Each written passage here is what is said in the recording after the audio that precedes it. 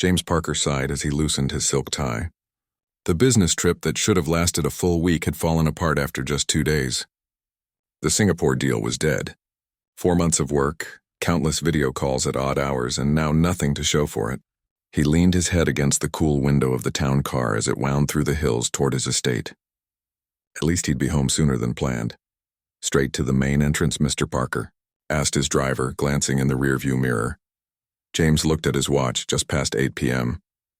"Actually, no. Take the service road and pull up to the east entrance. I don't want to disturb anyone." He hadn't told his staff he was coming back early. They weren't expecting him until Friday, 3 days from now. As the car rounded the final curve before his property, James caught sight of his home perched on the hillside. The main section was dark, but strangely, lights blazed from the east wing windows. That was odd. The east wing contained formal rooms he rarely used, especially since his wife's passing 3 years ago. "Hold on," he said, leaning forward. "Kill the headlights as we approach the gate." The driver gave him a questioning look, but obeyed. They rolled through the tall iron gates in darkness, the tires crunching softly on the gravel. "Sir, is everything all right?" the driver asked, concern in his voice. "Probably nothing," James replied, but something cold twisted in his gut. His mind raced through possibilities. Burglars? But his security system was state-of-the-art. A staff party? Unlikely. His household manager ran a tight ship. His son making use of the empty house? No. Theo was backpacking through New Zealand right now. When they were still 100 yards from the house, James told the driver to stop. "I'll walk from here. Take my luggage to the garage and leave it there." The warm evening air greeted him as he stepped from the car. Crickets chirped in the manicured bushes lining the driveway. James loosened his tie further and unbuttoned his collar. Something about sneaking up on his own home made him feel like an intruder. But curiosity pushed him forward. As he drew closer, he could hear music drifting from an open window. Classical piano pieces that sounded familiar. They were from his own collection, the rare recordings his wife had loved. The security keypad by the side door showed no alerts. Whatever was happening, the system hadn't been tripped. James punched in his code and slipped inside. The side entrance led into a narrow hallway connecting the kitchen to the laundry room. He moved silently, grateful for the plush runner that muffled his footsteps. The music grew louder as he approached the main part of the house. From the kitchen, voices drifted out. No, just one voice, talking quietly. His housekeeper? "This one needs just a bit more light, I think," the voice was saying. "And you, stubborn thing, are getting too much water." James frowned. Who was she talking to? He peered around the corner. The kitchen was empty, but spotlessly clean and smelling of something delicious. A pot simmered on the stove. On the counter sat a cooling rack with what looked like freshly baked bread. Following the voice and music, he moved through the kitchen into the main hallway. The sounds were coming from the formal dining room, a space he'd avoided since his wife's death. They'd hosted legendary dinner parties there once, but those days were long gone. The double doors stood partially open, warm light spilling out into the hallway. James approached cautiously, feeling strangely nervous in his own home. He nudged the door open a bit, wider, and looked inside. What he saw made him freeze in disbelief. The massive dining table that could seat 24 guests was now covered with dozens of small potted plants of different sizes. His housekeeper, Mrs. Chen, moved between them with careful precision, watering some, turning others toward the light from the uncovered windows. She wore a faded blue apron he recognized with a shock. It had belonged to his wife. But it wasn't just the plants that caught him off guard. The room itself had been transformed. The heavy drapes that had been drawn for years were pulled back, revealing the panoramic view of the valley below. The antique crystal chandelier that had been covered in dust cloths gleamed overhead, each prism catching the light. The dark wood paneling glowed with polish, and vases of fresh-cut flowers stood on the sideboards. James stood transfixed. This room, this mausoleum to his previous life that he'd ordered left untouched, had been brought back to life without his knowledge. Mrs. Chen hadn't noticed him yet. She continued moving among the plants, talking to them softly as she checked soil and trimmed dead leaves. "You're doing much better now, aren't you?" she murmured to a small plant with delicate purple flowers. Just needed the right balance. James couldn't decide if he was angry or amazed. This was his home, and these rooms had been closed off for a reason. What right did she have to come in here and change things? And yet, seeing the room alive again stirred something in him he'd tried to bury. He must have made some small noise, because Mrs. Chen suddenly looked up, gasping when she saw him standing in the doorway. Mr. Parker, the watering can in her hand tilted dangerously, nearly spilling before she steadied it. You're not supposed to, we weren't expecting you until Friday. Clearly, James said, his voice coming out colder than he'd intended. The shock on her face might have been comical in another situation. What exactly is happening here, Mrs. Chen? She set down the watering can with trembling hands. Sir, I can explain everything. I certainly hope so. He stepped fully into the room, looking around at the transformation, starting with why you've turned my dining room into a greenhouse, and why you're wearing my wife's apron. Mrs. Chen's face flushed. She untied the apron strings quickly. I'm so sorry about the apron, sir. I should have asked, but... She trailed off, seeming to realize there was no good explanation for that part. And all these plants? James gestured to the dozens of pots covering the table. Where did these come from? Mrs. Chen took a deep breath. They were in the basement storage room, sir. In special containers. They were going to die if they stayed down there any longer. She hesitated, then added more firmly. They're rare specimens. Some of them are endangered. James stared at her. From the basement? I don't understand. They were your wife's collection, sir. Mrs. Chen's voice grew steadier. Mrs. Parker was collecting rare orchids and other endangered plants.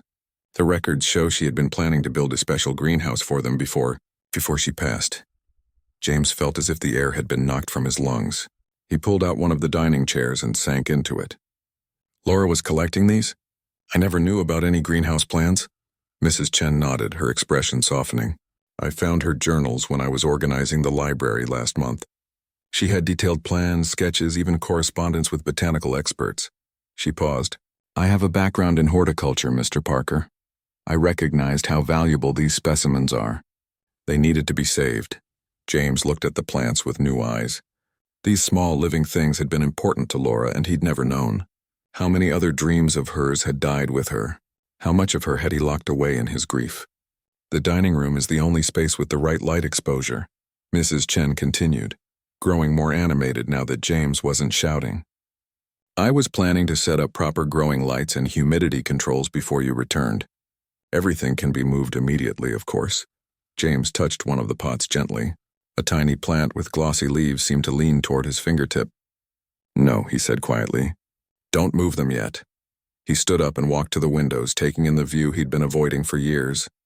The valley stretched below, twilight painting the landscape in deep purples and blues. Laura had loved this view. She'd insisted on placing the dining table to capture it perfectly. Mrs. Chen, he said finally, turning back to face his housekeeper, I think you have a lot more to explain to me about these plants, and about what else you found in my wife's papers. He took a deep breath, surprised at the lightness spreading in his chest. But first, whatever's cooking in that pot smells amazing.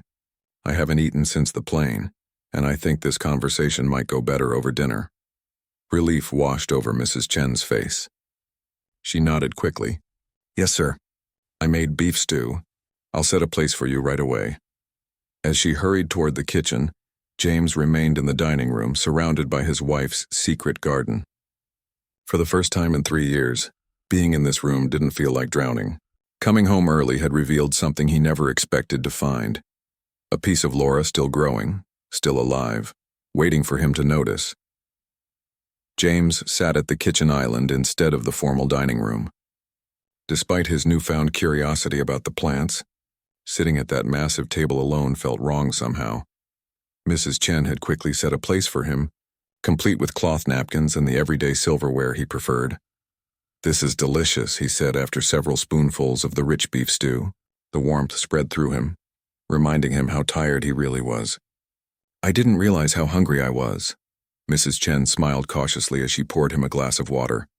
Thank you, sir. I make it every few weeks. It freezes well for quick meals. She hesitated, hovering near the counter. Would you like me to show you what I found of Mrs. Parker's after you eat? James nodded, his mouth full. He gestured toward the seat across from him, surprising them both. Mrs. Chen had never sat with him for a meal before. Please, he added when he saw her uncertainty. This conversation might take a while. She perched on the edge of the stool, hands folded in her lap. In the bright kitchen light, James realized how little he knew about the woman who had been keeping his house for nearly 8 months. She was in her 50s, he guessed, with streaks of gray in her black hair. Her movements were always efficient, her manner respectful but not subservient. He'd hired her through an agency after his previous housekeeper retired, and their interactions had been limited to brief discussions about household matters. "How long have you been interested in plants, Mrs. Chen?" he asked, breaking the awkward silence. Her posture relaxed slightly. "All my life. My grandparents had a nursery business in Taiwan. I studied botany in college before." She trailed off with a small shrug. "Life took a different path. And you recognized what those plants were? In the basement?" "Not all of them at first," she admitted. "But your wife kept meticulous records." "Once I found her journals and read her notes, I realized how important the collection was." James took another bite, thinking. "I never knew about any of this. The plants, the greenhouse plans. None of it." Mrs. Chen seemed to choose her next words carefully. "Mrs. Parker's journals mentioned it was going to be a surprise. For your anniversary." The spoon paused halfway to James's mouth. Their anniversary would have been a month after Laura died. The car accident had happened just weeks before. "When did you find all this?"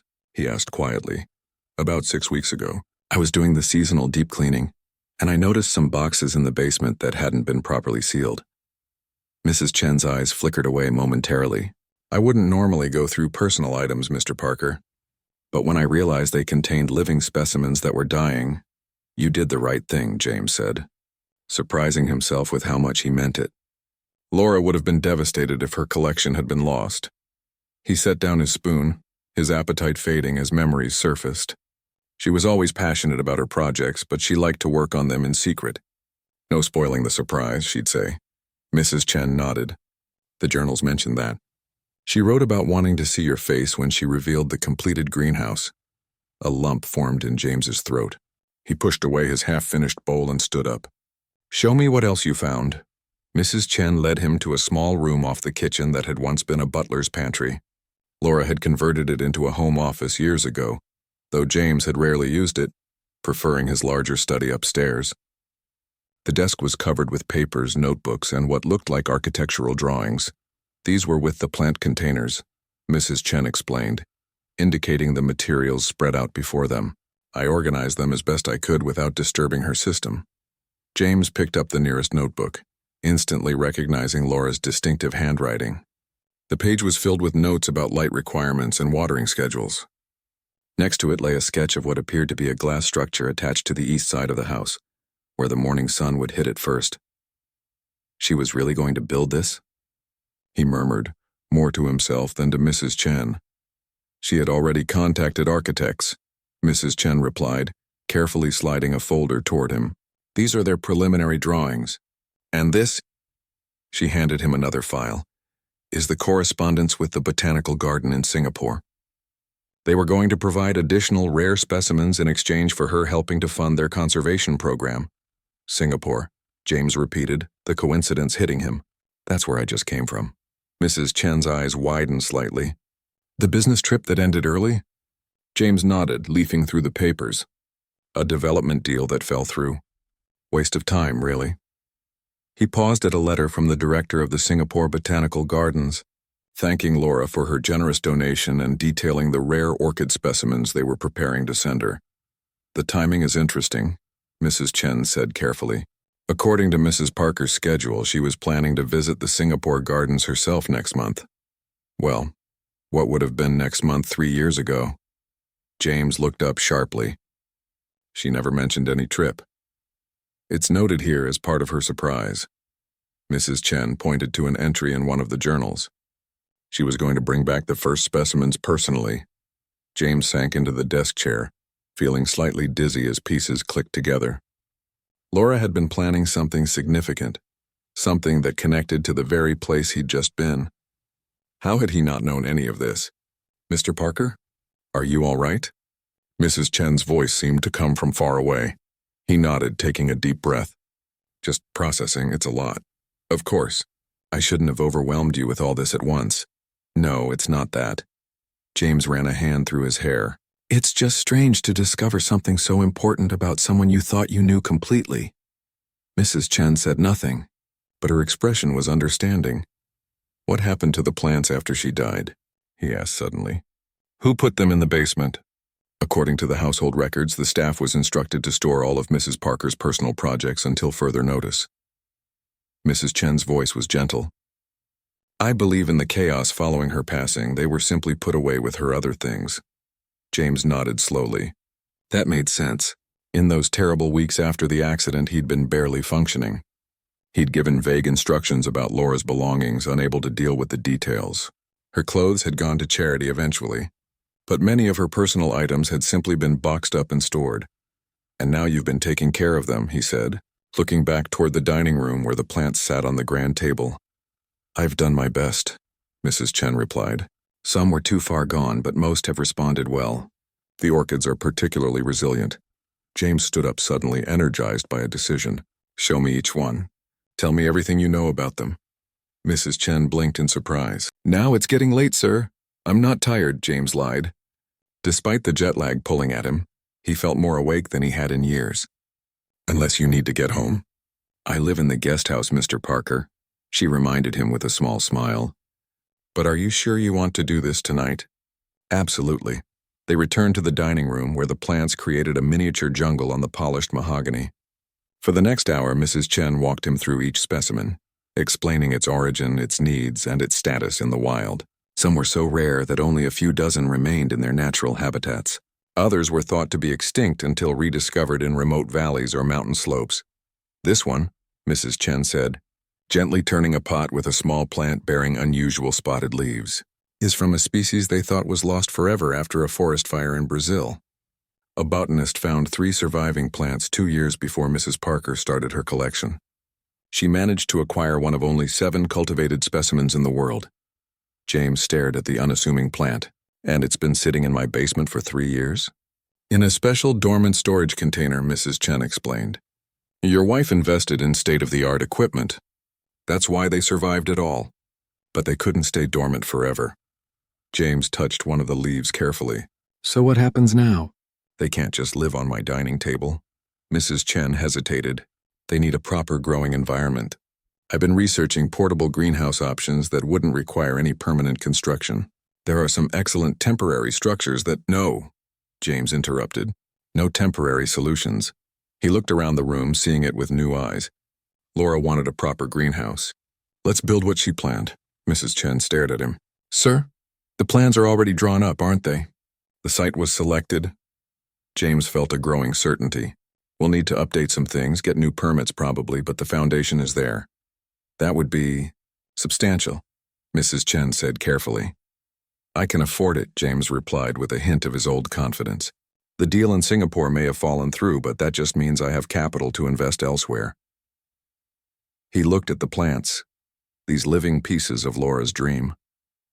These are important. They mattered to her. For the first time since he'd discovered her with the plants, Mrs. Chen smiled fully. They are remarkable specimens. With the right facility, this collection could become significant for conservation efforts. James nodded, an idea forming. First thing tomorrow, I want you to contact that architecture firm Laura was working with. See if they still have her complete plans. And I want to speak to the director of the Singapore Botanical Gardens. Of course, Mrs. Chen said, her eyes bright with excitement she was clearly trying to contain. I'll make a list of everything we'll need to consider. James repeated, the word feeling right. Yes, I think we're going to need your expertise on this project. Mrs. Chen, if you're interested in more than just housekeeping, that is, I would be honored, she said quietly. James checked his watch, surprised to find it was nearly midnight. We should both get some rest. Tomorrow we'll be busy. As he headed upstairs to his bedroom, exhaustion finally catching up with him, James felt something he hadn't experienced in 3 years, anticipation for the day ahead. James woke early the next morning, his body still on Singapore time. For a moment he lay in bed disoriented, then remembered the discoveries of the previous night. Laura's plants, the greenhouse plans, the connection to Singapore. It felt like the universe was nudging him, though he'd never been one to believe in signs. He showered quickly and dressed in casual clothes, jeans and a light sweater, rather than his usual business attire. Downstairs, he found Mrs. Chen already busy in the kitchen, her laptop open on the counter beside a stack of Laura's notebooks. "Good morning," she said, looking up with surprise. "I didn't expect you so early. There's coffee ready." "Thanks." James poured himself a cup, noticing a plate of sliced fruit and toast set out. "Have you had breakfast?" Mrs. Chen nodded. "Hours ago. I'm an early riser." She turned her laptop so he could see the screen. "I've been reviewing Mrs. Parker's correspondence with the architecture firm. They specialized in sustainable buildings and botanical facilities." James leaned against the counter, sipping his coffee. "Are they still in business?" "Very much so. They've become quite prominent in eco-friendly design." She looked down at her notes. "I took the liberty of emailing them last night." "They responded already. The partner who worked with Mrs. Parker remembers the project well and would be happy to revive it." "That was fast," James said, impressed by her initiative. "I hope I didn't overstep," Mrs. Chen replied. "I thought it best to make contact quickly in case they needed time to locate the old files." "Not at all. I appreciate your help." James set down his cup. "I'd like to see the plants in daylight. Then we should go through Laura's plans in detail." The morning sun streamed through the dining room windows, bathing the collection of rare plants in golden light. James moved among them slowly, seeing details he'd missed the night before. Some had unusual leaf patterns, others delicate structures he couldn't name. A few were flowering, tiny blooms in vibrant colors. "This one's my favorite," Mrs. Chen said, pointing to a small plant with silvery leaves and miniature white flowers. "It's called the moonlight orchid. They grow on limestone cliffs in a single valley in southern China. There are fewer than 50 left in the wild."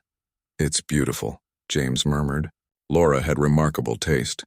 She chose specimens that were not just rare but had cultural or historical significance, Mrs. Chen explained. "This one, for example," she indicated a plant with dark green leaves and unusual red-streaked stems, "was used in traditional medicine for centuries. When its native habitat was destroyed for mining, the knowledge nearly died with it. Researchers are studying it now for potential cancer treatments." James touched the leaf gently. "She never mentioned any of this to me." Mrs. Chen's expression softened. "The journal suggests she was learning as she went. Each entry shows her growing passion for conservation." "That sounds like Laura," James said with a sad smile. "When she became interested in something, she dove in completely." He straightened up, making a decision. "I want to see where she planned to build." "Do you know?" Mrs. Chen nodded. "The east lawn. I can show you." They walked through the house to the back door that led onto a sprawling lawn. The morning was warm, birds singing in the old oak trees that bordered the property. Mrs. Chen led him to a flat area near the eastern edge of the house, a space James realized he rarely visited. According to the plans, the greenhouse would extend from here, she said, gesturing to show the rough dimensions, about 60 feet long and 30 wide. The design included special climate zones for different plant communities and a central water feature. James surveyed the area, trying to visualize the structure. It would get the morning sun here, and that rise would block the harshest afternoon heat. He walked the perimeter of the imaginary building. "It's a good spot. I'm surprised I never noticed." "Mrs. Parker wrote that she chose this location because it was visible from your home office," Mrs. Chen said quietly, "so you could see it while you worked." James looked up at the house, finding his office window. She was right. It would have been perfectly visible from his desk. The thoughtfulness of it made his chest tighten. "Let's make this happen," he said abruptly. "What's our next step?" Back in the house, they spread Laura's plans across the kitchen table. The architectural drawings showed a graceful glass structure with curved lines that would blend with the landscape rather than dominate it. The original estimate was from 3 years ago, Mrs. Chen noted, reviewing the documents. "Costs have gone up, especially for specialized materials." "Money isn't the issue," James replied. "Time is. How quickly could this be built?" Mrs. Chen looked thoughtful. "With expedited permits and prioritized construction, maybe 6 months. The foundation work would be the slowest part." "And the plants can survive that long?" "With proper temporary housing, yes." She hesitated. "I've been researching options. There's a company that rents professional growing equipment. We could set up a temporary structure in one of the unused rooms." James nodded. "Do it, whatever they need." He tapped the plans. I'll call the architects today and get things moving on this end. He spent the next few hours on the phone, first with the architecture firm, then with contractors, and finally with his assistant, who was shocked to learn he was back from Singapore.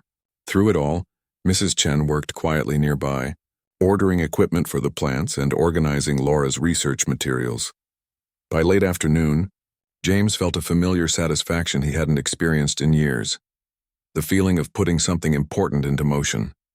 The architects would visit tomorrow. The permit process was already being expedited through connections he'd forgotten he had. "You've accomplished a lot today," Mrs. Chen observed as she set a cup of tea beside him. "We've accomplished a lot," James corrected her. "I couldn't have done this without your help."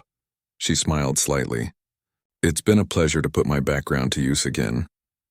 "About that," James said, leaning back in his chair, "I think we should discuss your role going forward." Mrs. Chen's expression grew cautious. "My role? This project needs someone with botanical expertise to oversee it. Someone who understands what these plants need and cares about their survival." James watched her reaction carefully. "I'd like to offer you a new position, curator of the collection and manager of the greenhouse project." Her eyes widened. "Mr. Parker, You're qualified, you already know the collection, and you've proven your dedication," he continued. "The salary would reflect the increased responsibility, of course." Mrs. Chen seemed momentarily speechless. "I don't know what to say." "Say yes," James urged. "Unless you prefer housekeeping?" "No, it's not that," she replied quickly. "Botany was my first love." "This is unexpected." "For both of us," James agreed. 24 hours ago, I had no idea any of this existed. Now it's all I can think about." He looked out the window toward where the greenhouse would stand. "I feel like I've been sleepwalking for 3 years and somehow Laura found a way to wake me up." Mrs. Chen nodded slowly. "I accept your offer, Mr. Parker. Thank you for the opportunity." "Good." James stood up, stretching. "Now there's something else we need to do today." "What's that?" "Call the Singapore Botanical Garden," James said. "We need to see if that offer of rare specimens still stands." Mrs. Chen's eyes lit up. "That would be amazing. Their collection is world-renowned." "I was just there last week and didn't even know about the connection," James said, shaking his head at the irony, "though I was too busy trying to save a doomed development deal to visit any gardens." "What kind of development?" Mrs. Chen asked as she began searching for the Singapore contact information. "Mixed-use complex, retail, office space, condos." James waved dismissively. "The local investors pulled out at the last minute. Looking back, it wasn't a project I was particularly passionate about anyway." Mrs. Chen paused, looking thoughtful. "The botanical garden is in the cultural district, isn't it? Near the university?" "I believe so," James said. "Why?" "Just thinking out loud." She hesitated, then continued. "The garden has been trying to expand their research facilities for years. They need more space for their conservation work." James stared at her as an idea began to form. "Are you suggesting what I think you're suggesting?" "You have land in Singapore that needs a purpose," she said carefully. "And they have botanical expertise that would be valuable to our project." "A partnership," James murmured, the possibilities expanding in his mind. "A research center tied to the garden." He pulled out his phone, checking the time. "It's early morning in Singapore now. Perfect timing for a call." As Mrs. Chen found the director's contact information, James felt a surge of excitement he hadn't experienced in years. The failed business deal that had sent him home early now seemed like a blessing in disguise. Everything was connecting in ways he couldn't have imagined. "Before we call," Mrs. Chen said, "you should see this." She handed him a journal open to a page in Laura's handwriting. "Your wife's vision was always bigger than just a private collection." James read the passage, his throat tightening. "These plants represent more than beauty or rarity. They're living history, carrying genetic memory that could be lost forever without protection. I don't want just a greenhouse. I want to create a legacy, a place where these treasures can be studied and preserved for generations. Jay might think I'm just adding another hobby to my list, but someday he'll understand why this matters so much." He closed the journal gently. She was right. I understand now. As Mrs. Chen dialed the Singapore number, James looked out toward the east lawn again. For the first time in 3 years, he felt truly alive, and certain that Laura would have approved. The call to Singapore exceeded all expectations. Dr. Lin, the head of conservation at the Botanical Garden, remembered Laura well and was thrilled to hear her collection had survived. What started as a simple inquiry about rare specimens turned into an hour-long conversation about a possible partnership. "I can't believe how perfectly this is coming together," James said after they hung up. He paced the kitchen, energized despite the long call. They're still interested in the plants Laura promised them, and they love the idea of a research facility on the property I already own there. Mrs. Chen smiled as she made notes. Dr. Lin seemed especially excited about the moonlight orchid. He mentioned they've been trying to acquire one for years. "And we have two," James said, remembering the small plant with silvery leaves. "Or we will, once they propagate it." "It's not a simple process," Mrs. Chen cautioned. "These rare specimens can be very particular about conditions for successful propagation." "But it's possible," James pressed. She nodded. "With the right setup and expertise, yes." Dr. Lin offered to send one of their specialists to help. "Perfect." James checked his watch. "It's nearly dinner time. Let me take you out to celebrate our progress today." Mrs. Chen looked startled by the invitation. "Oh, that's not necessary, Mr. Parker. I can prepare something here." "Please," James interrupted. "You've been working nonstop, and I'd like to continue our discussion about the project in a more relaxed setting." After a moment's hesitation, she agreed. "I'll need to change first. Of course, there's a nice place in town that should be quiet enough for conversation. I'll make a reservation for 7. As Mrs. Chen walked toward the guest house to change, James realized how quickly their professional relationship had evolved. Yesterday, she had been his housekeeper. Today, they were partners in a project that felt increasingly important. He made a quick call to his financial advisor, instructing him to prepare funds for both the greenhouse construction and the Singapore Research Center. The man was surprised, but didn't question the sudden shift in priorities. James had built his fortune by recognizing opportunities and moving decisively. By 7 o'clock, they were seated in a quiet corner of Bella Terra, an upscale but unpretentious restaurant with a garden setting that seemed appropriate for their conversation. Mrs. Chen had changed into a simple blue dress, her usual practical ponytail replaced by a neat bun. James realized he'd never seen her in anything but her work clothes before. "This is lovely," she said, looking around at the restaurant's lush plantings and soft lighting. "Do you come here often?" "Not anymore," James admitted. "Laura and I used to have date nights here regularly." He paused, surprised that mentioning her name didn't bring the usual sharp pain. She loved the garden atmosphere. "I can see why," Mrs. Chen replied, admiring a nearby trellis covered in flowering vines. "They've done a beautiful job with the plantings." They ordered drinks and James proposed a toast. "To new beginnings, and to Laura's vision finally coming to life." Mrs. Chen clinked her glass gently against his. "And to unexpected partnerships." Over dinner, they discussed next steps for both projects. The temporary growing facility for the plants would be set up by the end of the week. The architects would visit tomorrow to update the greenhouse plans. The Singapore venture would require more time, but Dr. Lin had already expressed interest in visiting to discuss details.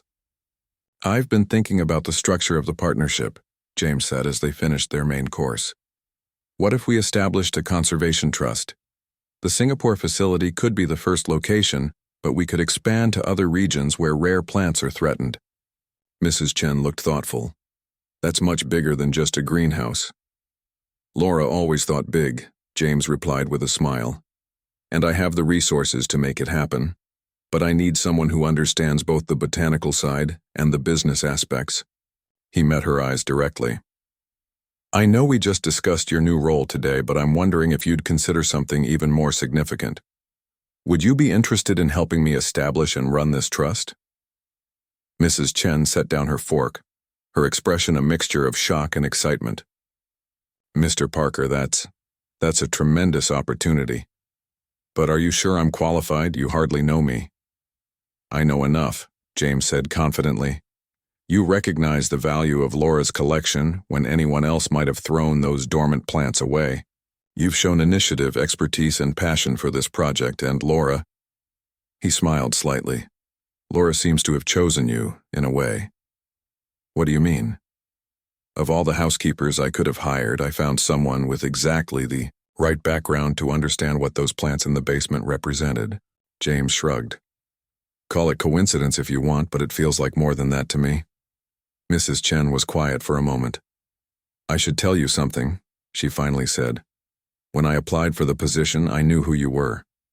I'd read about your wife's interest in rare plant conservation in a botanical journal years ago. When I saw the job listing, I thought there might be a chance to, I don't know, help preserve her legacy somehow. She looked down. I never expected to find the actual collection. I just thought I might be able to suggest picking up where she left off someday. When you were ready. James stared at her, processing this revelation. So you sought out the job specifically?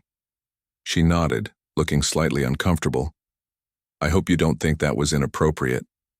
I never planned to go through your belongings or intrude on your grief. It just seemed like an opportunity to do some good in an area I care about deeply. Instead of feeling manipulated, James felt a sense of wonder at how things had aligned. I think Laura would have approved, he said finally.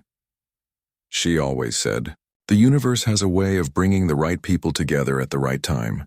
Mrs. Chen smiled with relief. She sounds like she was a remarkable woman. She was, James agreed. And I think she'd be very pleased with what we're doing. After dinner, they drove back to the estate in comfortable silence.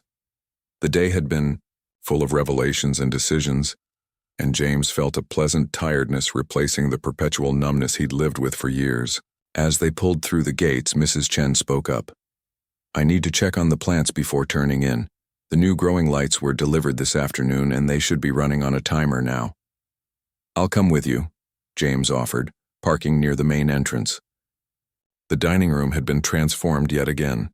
Professional growing lights on stands surrounded the table, bathing the plants in a purplish-blue glow.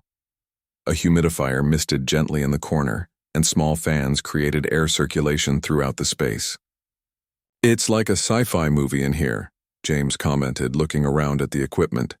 Just temporary measures until the proper facility is ready, Mrs. Chen assured him. She moved among the plants, checking soil moisture and making notes on a tablet. Everything looks good for tonight. The permanent equipment should arrive tomorrow, and we can set up a more comprehensive system. James watched her work, struck by her efficiency and obvious knowledge. You know, he said thoughtfully, we should probably stop calling you Mrs. Chen if we're going to be partners in this venture. She looked up from the plants. What would you prefer? Your first name would be a start, James said with a smile. Rose, she replied. My first name is Rose. Rose, James repeated. It suits you, she smiled, a hint of color touching her cheeks. Thank you. And if we're being less formal, should I call you James? Please do, he said, finding that he liked the sound of his name in her voice. We've moved well beyond employer and housekeeper at this point. Rose nodded, then returned to checking the plants. James wandered among them, still marveling at how these living things had connected him to both his past and a possible future he'd never imagined. You know, he said after a moment, my son Theo will be back from his trip next month. I think he'd be interested in what we're doing here. The backpacker, Rose recalled. You mentioned him yesterday. Does he share your wife's interest in conservation? More than I realized, James admitted. He's been volunteering with environmental groups during his travels. We haven't been close since Laura died, but this might be something we could connect over.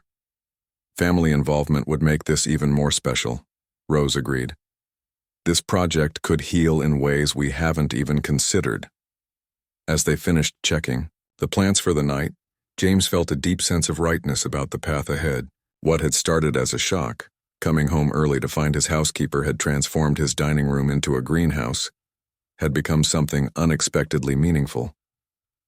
Tomorrow's going to be busy, he said, as they prepared to go their separate ways for the night. The architects will be here at 10, and I've scheduled video calls with the Singapore team in the afternoon. I'll be ready, Rose promised. And I'll have a complete inventory of the collection prepared. along with propagation plans for the specimens Dr. Lynn is most interested in. James nodded, then hesitated before adding, "Thank you, Rose, not just for taking care of the plants, but for bringing part of Laura back to me." "You're welcome, James," she replied softly. "Sometimes the things we think we've lost are just waiting to be rediscovered." As James headed upstairs, he glanced back at the dining room with its otherworldly glow. For the first time in 3 years, he went to bed looking forward to what tomorrow would bring. 6 months later, James stood at the edge of the newly completed greenhouse, watching as the morning sun cast rainbow patterns through the glass onto the stone pathway.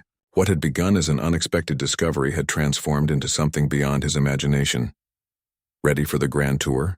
Rose asked, approaching with a tablet in hand. She looked different now, more confident in her role as director of the Parker Conservation Trust. Her practical clothes remained, but there was an authority to her bearing that hadn't been there when she was simply his housekeeper. "Absolutely," James replied with a smile. "Lead the way." The greenhouse was everything Laura had envisioned and more.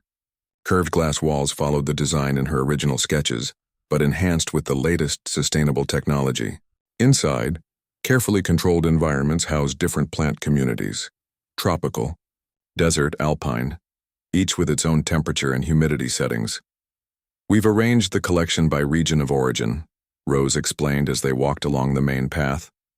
"The central area contains the rarest specimens, including Laura's original plants. In the heart of the structure stood a circular garden with a small reflection pool.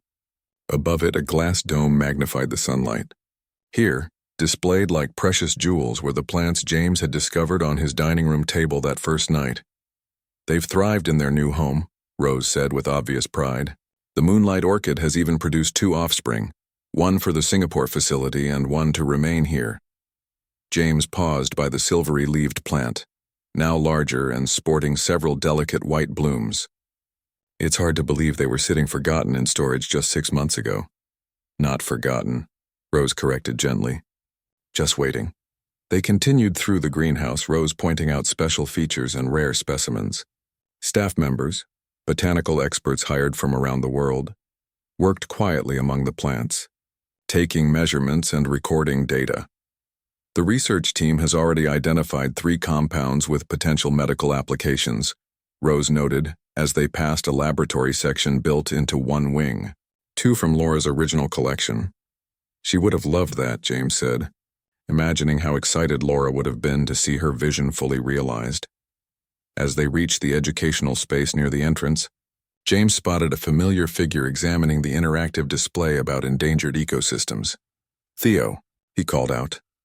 His son turned with a grin, his tall frame lean from months of backpacking. At 25, he looked more like Laura than ever, with the same thoughtful eyes and quiet intensity. "Hey, Dad." "Rose." He gestured to the greenhouse around them.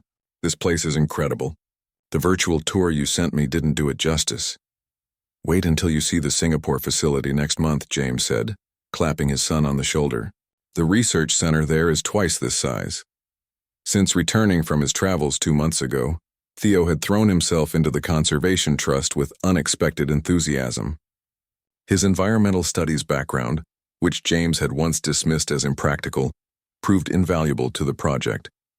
More importantly, working together had begun healing the rift that had grown between them after Laura's death. "The university partnership documents came through this morning," Theo told them.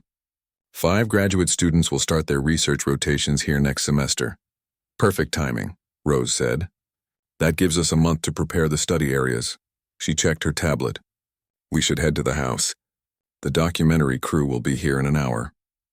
The decision to allow a nature documentary about the conservation project had been Theo's idea.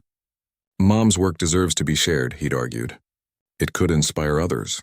James had agreed, though he insisted on maintaining certain boundaries around Laura's personal journals and their family history. Back at the main house, James marveled at how different everything felt. Rooms that had been shrouded and silent were now open and filled with light. The dining room, no longer needed as a makeshift greenhouse, had been restored to its original purpose, though now it regularly hosted visiting botanists and conservation experts rather than business associates. "I need to review some talking points before the interview," Rose said, heading toward what had once been the butler's pantry and was now her office. "I'll meet you both in the library in 30 minutes. As she left, Theo turned to his father. "So have you asked her yet?" James gave his son a warning look. "It's not like that. We're colleagues." "Right," Theo said with a knowing smile. "Colleagues who have dinner together every night and finish each other's sentences." "It's complicated," James replied, though he couldn't deny the warmth he felt whenever Rose was near. Their working relationship had evolved into a deep friendship, and lately he'd found himself wondering if there might be something more. But the timing never seemed right, and he worried about crossing professional boundaries. "Dad," Theo said more seriously, "Mom would want you to be happy. You know that, right?" James nodded slowly. "I know. And I am happy. Happier than I've been in years. This project, reconnecting with you, working with Rose, it's given me purpose again." "Then maybe it's time to take the next step," Theo suggested. "Before the Singapore investors sweep her off her feet next month." James raised an eyebrow. "What are you talking about?" "Dr. Lin offered her a position heading their rare orchid program," Theo revealed. "She didn't tell you?" "No, she didn't." James felt a sudden unease. The thought of Rose leaving hadn't occurred to him. She had become so essential to both the project and his daily life that he couldn't imagine continuing without her. "She turned it down," Theo added quickly, seeing his father's expression. "But the fact that she didn't even mention it to you says something, don't you think?" Before James could respond, his phone buzzed with a message from the security gate. "The documentary crew is here early," he said, grateful for the interruption. "I'd better go greet them." The filming went smoothly. The crew captured footage of the greenhouse, interviewed the research team, and filmed James and Rose explaining the origins of the project. They tastefully referenced Laura's vision without dwelling on the personal tragedy of her loss. "And what inspired you to preserve these plants, Mrs. Chen?" the interviewer asked Rose as they stood among the rare specimens. "I recognized their value," she replied simply, "both scientifically and as a living legacy." "And you, Mr. Parker?" The interviewer turned to James. "What made you decide to bring your late wife's project to life after so many years?" James glanced at Rose before answering. "Sometimes the most important things in life are right in front of us, just waiting to be discovered." He smiled. "I'm thankful I came home early that day and found out what my housekeeper was really doing." After the crew packed up and left, James found Rose in the greenhouse's central garden, making final notations on her tablet as twilight approached. "You never mentioned the job offer from Singapore," he said without preamble. Rose looked up, surprised. "Theo told you. Why didn't you?" She set down her tablet with a sigh. "Because it wasn't relevant. I never considered taking it. Why not? It's a prestigious position." "Because my work is here," she said simply. "With the trust. With the collection." She hesitated, then added softly, "With you."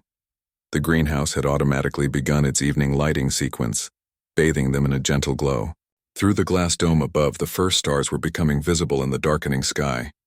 "I don't want to lose you, Rose," James said, finally voicing the fear that had been growing in him all afternoon. "Not to Singapore, not to anywhere." "You won't," she assured him. "I'm exactly where I want to be."